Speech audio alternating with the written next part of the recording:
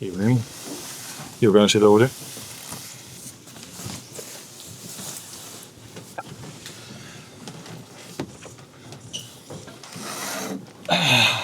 Hi guys, Vinny could start us off please. Okay. As always. Always. Arne, obviously, I have to ask you about the other night and what Mohamed Salah had to say in light of the Leeds game. First of all, do you feel he was referring to you when he said he feels like he's been thrown under the bus and that someone wants him out? And how do you feel overall about what he's had to say? What is your response, particularly given he said that your relationship with him? You knew you only got 3 questions, so you thought let's ask 5 questions in one question. It's kind of a bit different parts, isn't it, ABC? So now, which question would you like me to answer first? But do you feel he was referring to you when he talked about being thrown under the bus? And... The only one who can answer that question is Mo himself, so I can guess, but I don't think that's the right thing to do in this moment of time. So it's hard for me to tell who he means in that situation, to be honest. So have you spoken to him then, and how do you feel about what he's had to say overall as well? Again, going back to the fact that he said that your relationship with him had broken down. We've let him know that he's not traveling with us. So that was the only communication that's been there from us to him. Of course, before Saturday, the two of us have spoken a lot. Sometimes longer, sometimes shorter. And then your second question was? Do you feel that your relationship has broken down? No, that's not the way I feel. But he has the right to feel how he feels things. I haven't felt that at all till Saturday evening for sure. Because I think when I didn't play him anymore, usually players don't like the manager then that much. But he was very respectful to my staff members, to his teammates, and he trained really hard. So to an extent, it was a surprise for me that when I heard after the game that he gave the comments he gave. But as I said, it's not the first and not the last time that when a player doesn't play, he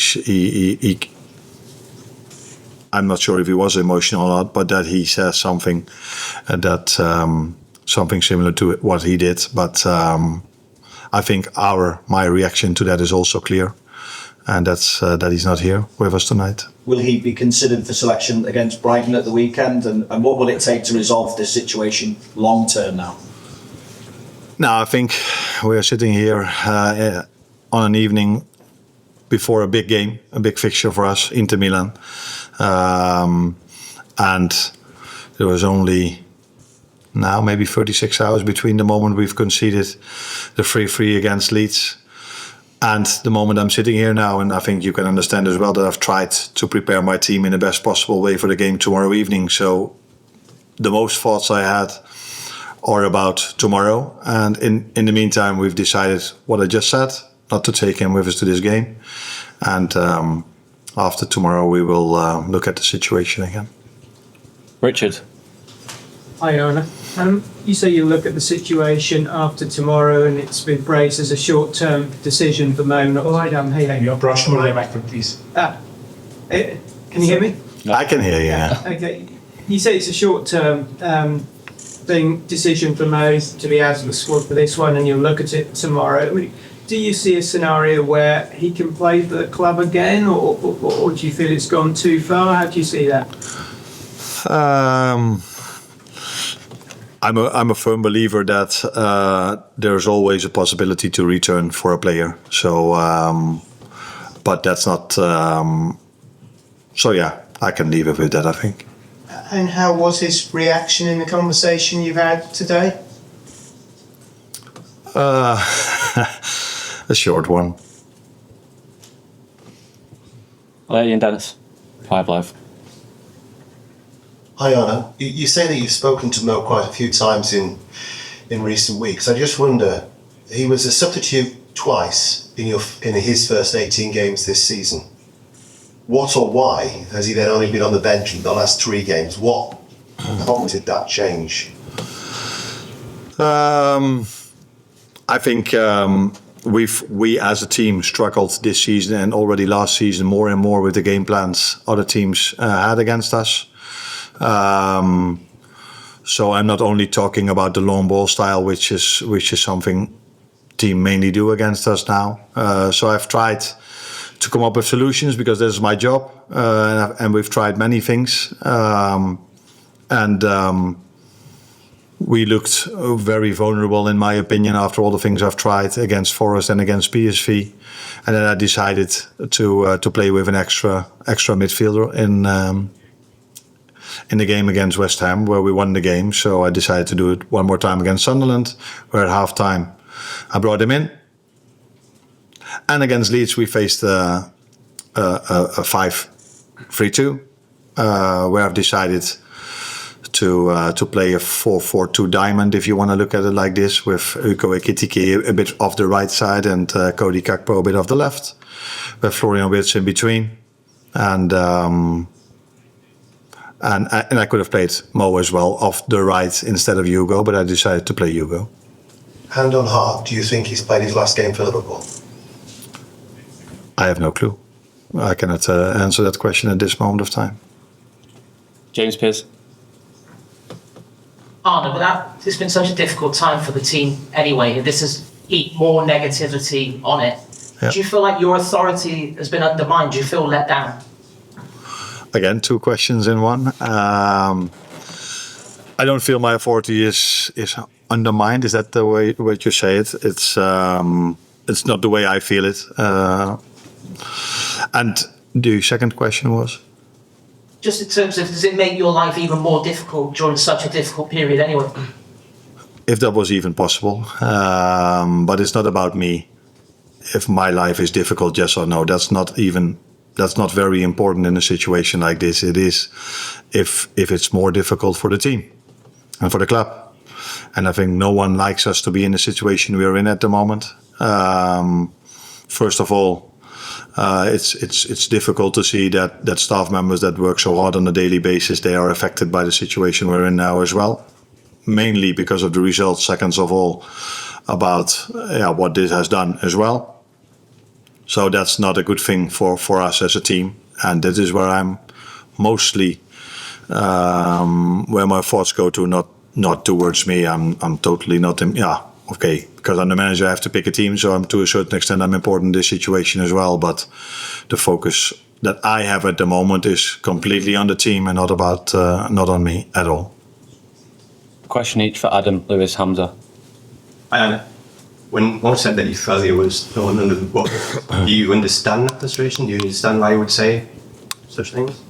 Then I should know what he exactly means with it. So, and that is difficult for me to know what he exactly means with it and why he says this and who he's referring to. And so you've not had that conversation? No, not what he meant with those words. No, we just. So I think usually I'm calm and polite, but that doesn't mean I'm weak. So if a player says have these comments about so many things, then it's about me, us as a club to react, and we reacted in a way you can see now that he's not here. Lewis. Arne, do you think it's obviously a frustrating situation for you personally, but do you think you could have done anything differently to avoid this happening, to avoid it getting to this point where Mo feels like he has to go and vent his frustrations? Then I should find out exactly why he said what he said, and but then I have to guess a little bit if that's not only because he doesn't play. Then the answer to your question could be just play him every single time. But maybe that's not the reason why he said what he said. Maybe there's something else why he has this opinion. But if it is, but that I don't know. Is it about me not playing him? Yeah, then the answer could be what could I have done differently playing him. But maybe that's not the reason why he thinks and feels this way. And he has every right to feel what he feels. But he doesn't have the right to share it with the media. He has that right, but then it's up to us to react on it. Hamza. Hi, Arne. When was the last time that you spoke to Salah? Salah mentioned that his relationship with you had broken. Are you on speaking terms? Yes, we were. Yeah. But it doesn't mean we were always agreeing on things. But I spoke to him twice in the week before in the 2 days before Leeds. Have you spoken to him since Leeds? No, I already said that a few times. Yeah, he was on the training ground today, and I told him that he didn't travel. Yeah, but that's not speaking to someone, in my opinion. Yeah, that is speaking to someone, but it's not having a conversation in your room. But I had that twice in the lead up towards Leeds. One a little bit longer and one a bit shorter. But I'm not going to go into the details. If that's going to be the next question. But Sorry, just to clarify, when you say you spoke, it was just to the group and he was there. Is that what you mean? In training? Yeah. Yeah, but not specifically. Yeah, I communicated towards him that he wasn't traveling. Yeah. Guys, I think we should finish questions on Mo. We've done 10 minutes on Mo, so if we could focus on the game now. So at the front on the game. No, not on Mo. On the game. Okay, so let's pass on the game. Coach, to face a team like Inter with so many winning streak, what's the challenge between that for a team that is having a tough time like yours? That we face a very good and strong team that has done really well this season in the league and in the Champions League. That has been a big force in the Champions League for the last 3 seasons. Twice playing the final, and once going out on penalties against Atletico Madrid, which unfortunately we did last season against Paris Saint-Germain. So we know we are going to face a very strong team tomorrow, and that's always the biggest challenge there is in a game. It's always the team you face and individuals you face, and they have a very disciplined team, a very experienced team as well, and a lot of quality. Good evening. As far as I know, Cody, Gakpo and Federico Chiesa did not arrive today to Milan. Why? Federico is ill, so that is poor timing, you could say. But yeah, it's not something you can do anything about. So we are monitoring his situation. If he has an amazing recovery, which we doctors don't expect, he might travel tomorrow. But let's have a fair expectation. That's not what I expect. And Cody Gakpo, unfortunately, picked up an injury in the last game we played against Leeds, and he will be out for a few weeks. Yep. Hi, Cristian Chivu. Mrs. Slot, I wanted to ask you first, what do you see different in this Inter trained by Cristian Chivu compared to the one that reached the Champions League final last year? And then listening to your answer, if you can be more specific on the illness of Federico Chiesa. I mean, why is it? Well, it's difficult to be more specific. I don't know if anyone wants to hear what he exactly has. But he came in this morning. I'll speak to you after. Yeah. And yeah. So he's ill. If you're very interested in what he exactly has, then But we can go on there. yeah. And the other question was, I see more similarities than differences. So same system. I think I'm correct if I say all of them the same players. Am I correct then? Almost. What I expect as a starting lineup, let's put it that way. As a starting lineup, yeah. Definitely. Yeah. So probably he did a few things he brought into the team himself, but I think the way they press high up the pitch, lower up the pitch, I see more similarities than I see differences between Inzaghi and Chivu. But I think it's quite normal if you take over a team that plays the Champions League final, and then there's every reason to keep doing what you are doing, in my opinion. The middle. Good evening, Filippo Cotticello, Gazzetta dello Sport. What do you think about Cristian Chivu, a young coach that is growing a lot in this season, and his football style in this new Inter? Yeah. Now, if I think about Cristian Chivu, I think about the player because he played at Ajax. I even think I played against him. A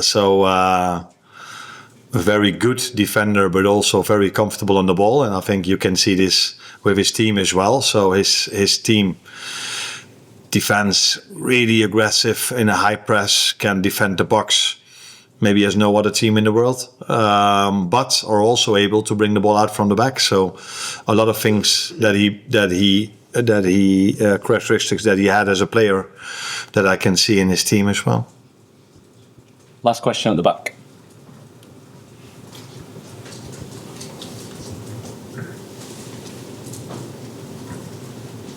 Good evening, Mrs. Slot. I'm Arne Slot for Inter Milan. With that, I would like to ask you, we cannot see Chiesa this time on the pitch, but since you've seen it in the last weeks and in the last months, training all days with you and with the team. In the last week, Italy's manager, Gennaro Gattuso, said that the only reason why he is not coming with the Italian national team is because while they're speaking, Federico Chiesa said he is still not feeling good enough in this moment to come back. So I would like to ask you, do you think that the moment which he will be able to come back, or when he was feeling good enough to come back, is near? And would you like to see him in the Italian national team? Do you think that he has all the cards right enough to come back with the Italian national team? Thank you. It's not easy to answer. I think he has, but I don't think it's up to me to decide who should be selected for the national team of Italy or Holland or England.